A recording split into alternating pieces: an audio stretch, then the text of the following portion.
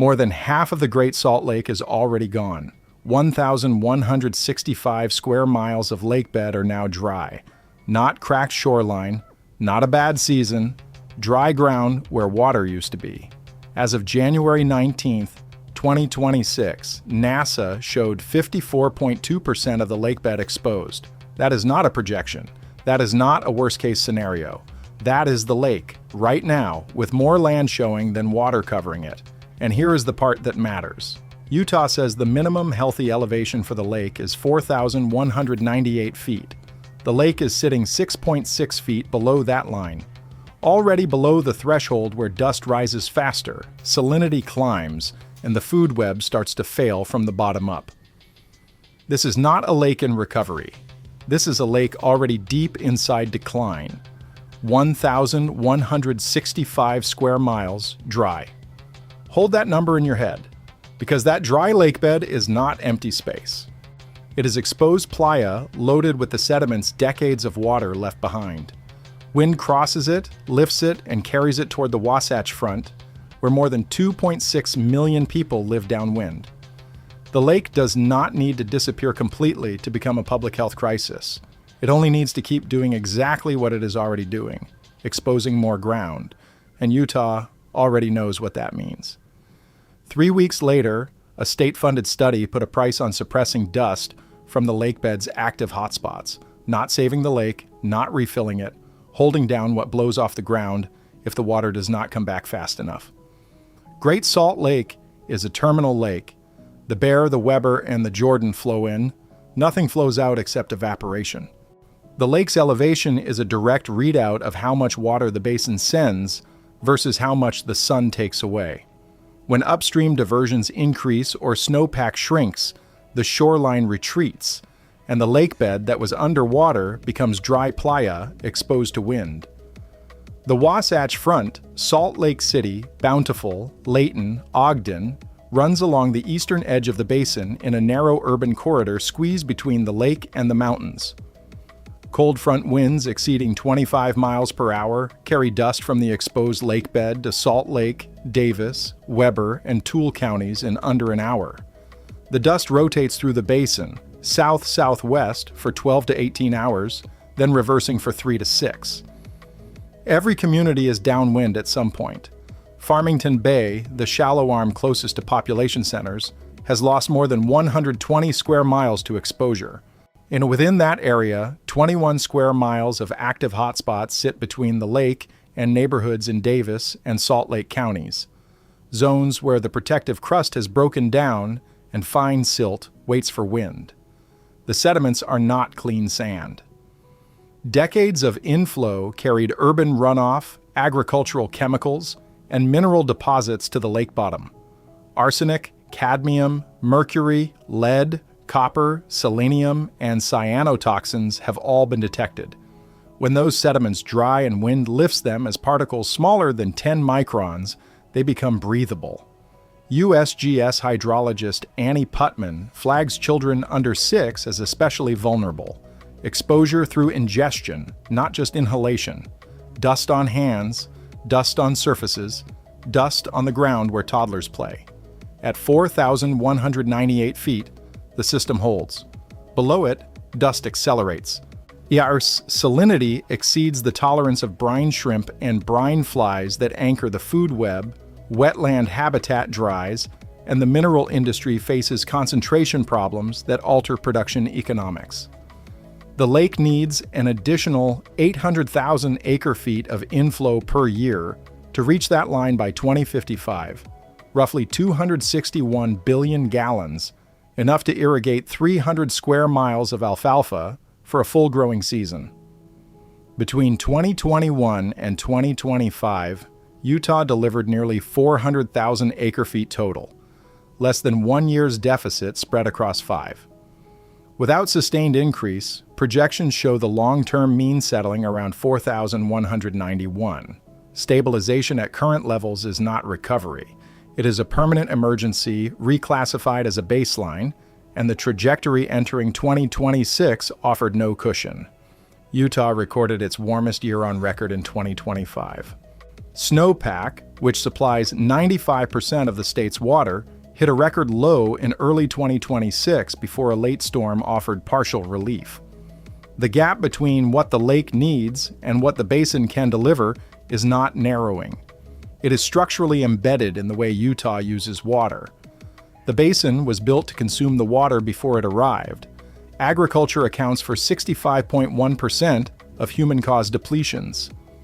Municipal and industrial use accounts for 26.3%, higher than previously estimated, because outdoor residential use had been undercounted. Indoor water is not the problem. 92% cycles back to the lake through Utah's closed system. The water that disappears evaporates from irrigated fields, golf courses, and the lawns of subdivisions built on former sagebrush. Yet the Colorado River has 7 state compacts and the Bureau of Reclamation enforcing minimum flows. Great Salt Lake has no compact, no minimum inflow, and no legal mechanism forcing water back to the lakeshore. The lake was the place where leftover water went. When the leftovers shrank, nobody downstream objected, because there is no downstream.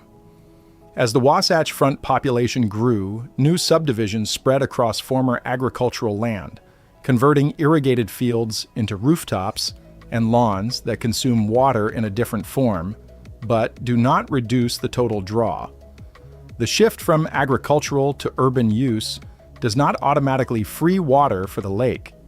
It redirects consumption, while total depletion stays constant or grows.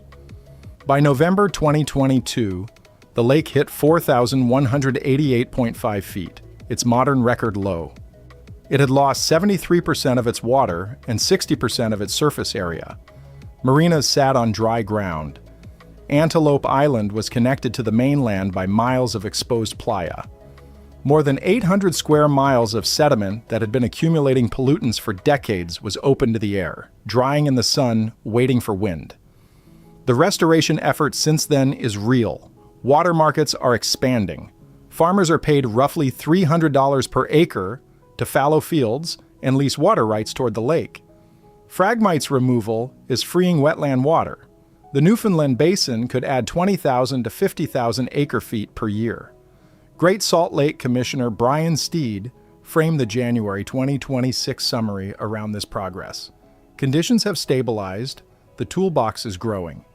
Former DNR Director Joel Ferry said Utah would be that beacon to the rest of the world, proving prosperity and environmental protection can coexist. But 400,000 acre-feet over 5 years averages 80,000 per year. The lake needs 800,000 more per year, every year for 3 decades. The delivery rate is 1/10 of the requirement. The programs are real. The gap between what they produce and what the lake demands has to close not once but every year for a generation. Perry's study drew on lessons from Owens Lake in California, a terminal saline lake drained by Los Angeles in the early 20th century that became the single largest source of PM10 pollution in the United States. LADWP has spent decades and billions on dust suppression, shallow flooding, managed vegetation, gravel armoring, brine pools across roughly 40 square miles of exposed playa. The problem is still not fully resolved. Great Salt Lake's hotspots already cover 70 square miles, nearly double Owens.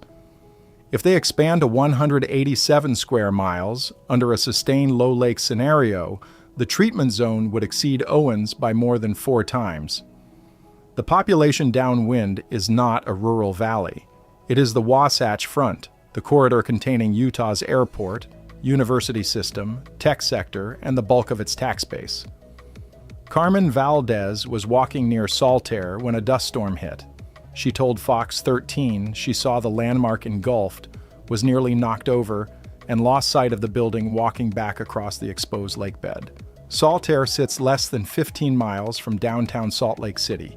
In a separate event, Perry tracked a dust plume at 35 miles per hour that crossed the lake. On picked up particles and blanketed cars on the I-15 corridor during rush hour. Kathleen Bailey, a Bountiful resident, told Fox 13 that whether it is inversion pollution or dust from the lake, either way it is a concern. That response matters most. Not panic, but the quiet calculation that the air has added a new variable and nobody can yet tell you what is in it. The dust also reaches the mountains. University of Utah. Research traced Great Salt Lake particles to Wasatch snowpack using strontium isotopes. Dark dust on white snow absorbs more solar radiation, accelerates melt, shortens reservoir storage windows, and reduces late spring inflow to the lake. The feedback is direct. The lake dries, the dust blows onto the snowpack that feeds it. The snow melts faster, and the lake receives less of the water it needs to stop drying. Perry's study flagged the regulatory risk. If PM10 exceedances trigger an EPA non-attainment designation for the Wasatch Front, the consequences cascade: restricted permitting, development offsets, reduced federal highway funding, and federally supervised compliance for a corridor containing the state's airport, university system, tech sector, and tax base. And the 2034 Olympics will bring the world to a valley where the lake's failure is visible from the ski venues as a white expanse of dry playa stretching to the horizon. Utah has 6 operational dust monitoring stations covering a basin of 2.66 million people. 11 more are planned. The legislature passed $150,000 in ongoing funding for the network. As about 2/3 of the future sites will include filter-based samplers capable of capturing particles for laboratory composition analysis.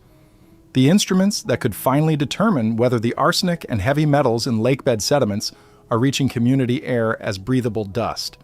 Tim Davis of the DEQ has said there is no direct evidence yet that arsenic from the lake is reaching surrounding communities, and that there is a lot the state does not know. Both statements exist because the monitoring to resolve the question is still being deployed. Perry's study said it directly. Utah lacks a comprehensive dust monitoring network capable of generating the data necessary to determine when large-scale mitigation is justified. The decision framework does not yet exist at the resolution needed to trigger action or confirm that action is not yet needed. The lake sits at 4,191 feet. Healthy is 4,198. The 2034 charter assumes the water will come back. The dust study prices what happens if it does not. Both carry the state's name. And the lake, terminal, shrinking, receiving whatever the basin has left after agriculture takes 65% and cities take 26%, is not waiting for either document to be proven right. More than half the lakebed is exposed. The monitors are being built, the restoration is being attempted, and 2.66 million people are living in the space between a promise and a price tag, breathing air that crosses a lakebed the state is trying to refill and simultaneously learning to manage without. The lake does not need a catastrophe to become a crisis.